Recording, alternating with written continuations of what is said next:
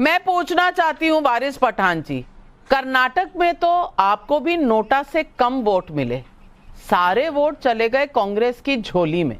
अब मैं आपसे पूछना चाहती हूं, आप खुश हैं इस चुनाव से? खुश हैं क्योंकि आप मुस्लिम मुस्लिम करते हैं, हिस्से में तो आपके भी कुछ नहीं आया, तो कैसे इस देश की राजनीति अब धर्म विशेष के नाम पर चलेगी? आप कॉन्स्टिट्यूशन और कम्युनल फोर्सेस बीजेपी को कहेंगे, बाकी तरफ क्या हो रहा है इस पर कुछ नहीं कहेंगे?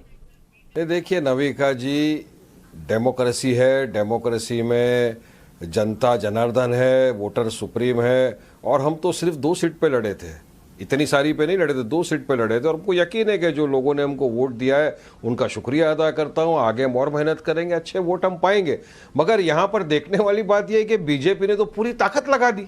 मोदी, अमित शाह, इनकी तो हार है, मैं उनको उनकी हार की मुबारकबाद पेश करता हूं। गौरव भाटिया, बहुत बहुत मुबारक, क्योंकि आपने पूरा पोलराइजेशन कर दिया था वहां के ऊपर, आपने तो चला दिया था, आपने क्या कुछ नहीं किया। यूसीसी लेकर आ गए आप वहां पर, आपने मुसलमानों का जो 4% कोटा था ओबीसी का, उसको खत्म कर देने की बात आपने कर दी। आपने तो यहां तक बोल दिया केरला द स्टोरी है वो एकदम अच्छी पिक्चर है, देख ले। मोदी जी तो उसका प्रचार करने लग गए थे, जबकि वो लाइव प्रोपेगेंडा और हेट्रेड को फैला रही थी।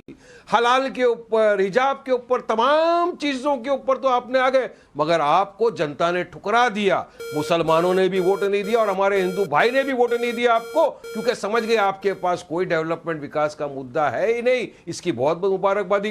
कांग्रेस जीती है, उसको मुबारकबादी पेश करता हूं। हम चाहेंगे कांग्रेस ने जो वादे किए वादे को फुलफिल करे। मगर देखने वाली बात यह कि 24 के पहले नविका जी टीजर और ट्रेलर रिलीज हो चुका, और उस पिक्चर का नाम क्या है? Bye bye Modi 2024। आप उसको प्रमोट करिए, पूरा देश प्रमोट करेगा अब उसको, क्योंकि देश समझ गया आपके पास ध्रुवीकरण करने के सिवा कोई मुद्दे नहीं है। अरे गौरव भाटिया, क्या पेट्रोल डीजल गैस के भाव कम हो गए? गौरव भाटिया, क्या बेरोजगार लोगों को रोजगार मिल गया? क्या डॉलर के बनिस्बत जो रुपया इतना गिरा था वो स्टेबल हो गया? अरे नहीं हुआ तो ये मुद्दे चाहिए लोगों को। बेरोजगार युवा रोजगार मांग रहा है, राजनीति से ज्यादा दिलचस्पी रखते हैं पिक्चर बनाने पर। पिछली बार जब आप चैनल पर आए थे तो केरला स्टोरी के ऊपर दूसरी तरफ से दूसरी पिक्चर बनाना चाहते थे जिससे अलग नैरेटिव हो। आज आप एक और पिक्चर की बात कर रहे हैं, बाय बाय मोदी। आप, मुझे लगता है मुंबई में रहते रहते थोड़े फिल्म प्रोड्यूसर ज्यादा बन गए हैं और राजनेता कम बन गए हैं। लेकिन आज त्र्यंबकेश्वर में जो हुआ उस पर कुछ कहना चाहेंगे? सही हुआ या गलत हुआ?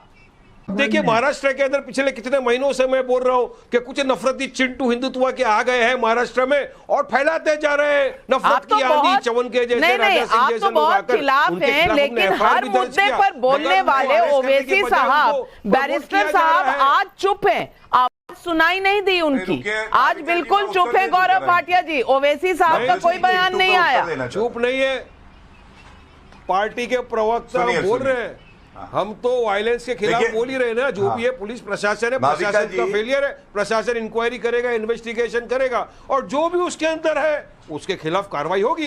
चलिए सुनिए, गौरव भाटिया, हो गई बात।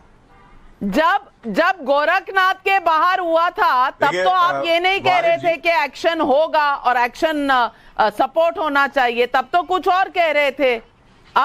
अब आप कह रहे हैं एक्शन होगा। ये तस्वीरें देखिए, ये तस्वीरें। क्या बोल रहा था मैं, बताइए मुझे। नहीं बताइए, आपको याद नहीं है, आजकल आप भूल जाते हैं, लेकिन गौरव भाटिया जी आपको याद कराएंगे। कायदे कानून का पालन सबको करना है।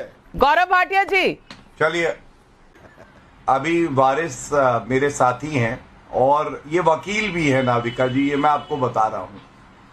जैसे बैरिस्टर ओवैसी है, वो बैरिस्टर ओवैसी नाम में लिखते हैं लेकिन है शरियस्टर ओवैसी।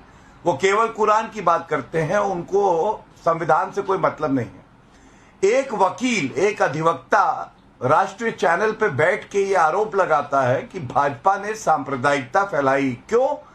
क्योंकि यूनिफॉर्म सिविल कोड की बात करी। वारिस भैया, वो किताब जिसपे समोसे रख के खाते हो, ऐसा मत करो। वो संविधान है, वो हमारी आत्मा है। उसमें अनुच्छेद 44 है। अनुच्छेद 44 कहता है यूनिफॉर्म सिविल कोड आएगा, तो संवैधानिक क्या है? यूनिफॉर्म सिविल कोड की बात करके लागू करना। दूसरी बात, नफरती चिंटू कौन है? नफरती चिंटू नाविका जी वो है जिसको कर्नाटका में 7,090 वोट मिले। सुन लीजिए, 7,090 वोट। और मैं कृपया करके आपसे इतनी ही विनती करता हूं, इनकी तुलना नोटा से मत करिए, क्योंकि नोटा इनके सामने बहुत बड़ा है और ये बौने हैं, क्योंकि नोटा को मिले थे 2,64,000 वोट, हमें मिली 64 सीटें और 1,38,00,000 वोट। अब आप मुझे बताइए, कहां 1,38,00,000 वोट, कहां 7,090 वोट, दोनों जगह जमानत जब्त हो गई। और उसके बाद नफरती चिंटू की बात करते हैं। अब ये देखिए, मैं एक एक करके इनका नफरती चेहरा दिखाता हूं जनता को। ये एक पोस्टर AIMIM का है, गुस्ताखे रसूल की एक ही सजा, सरतन से जुदा, सरतन से जुदा। कौन है नफरती चिंटू? अब वारिस भैया बैठे हैं, मुझे दुख हो रहा है, लेकिन ये वही वारिस भैया हैं जिन्होंने कहा था हम 15 करोड़ हैं लेकिन 100 करोड़ पे भारी हैं। अब इनके नफरती चिंटू के बड़े भैया हैं, उनका नाम अकबरुद्दीन ओवैसी है नाविका जी। उन नफरती चिंटू ने कहा 15 मिनट के लिए पुलिस हटाओ और हिंदुओं को मजा चखा दूंगा। इनको है क्या, नाम में मुस्लिमीन है, इनके रोम रोम में सांप्रदायिकता है, और जहां इनको सहूलियत होती है वहां संविधान की बात करते हैं। एक बात याद रखना वारिस भाई, अगर आप पे आज भी आएगी, सुनिए मेरी बात, सुनिए, शांत हो जाइए। हमारा धर्म हमें यह सिखाता है कि अगर वारिस भाई पे आंच आएगी तो हम अपनी जान दे देंगे। वो इसलिए कि पहले हम भारतीय हैं, उसके बाद कुछ आता है। और तुम लोग अपने जवानों की शहादत में भी मुसलमान और हिंदू ढूंढते हो, जो असदुद्दीन ओवैसी ने सवाल, ये सवाल वाजिब सवाल है, उसमें 7 में 5 मुसलमान। अफजल गुरु याकूब मेमन के लिए जो दरवाजा खटखटाते थे रात के 12 बजे, वो किसी के एक्शन की नहीं बात कर रहे थे, वो बात कर रहे थे एक धर्म की। और वारिस पठान जी की बात करी, नहीं, अच्छी बात बोली, आपको अच्छी लगी तो ऐसे थोड़ा मार दीजिए हाथ, आप थोड़ा सा मार दीजिए।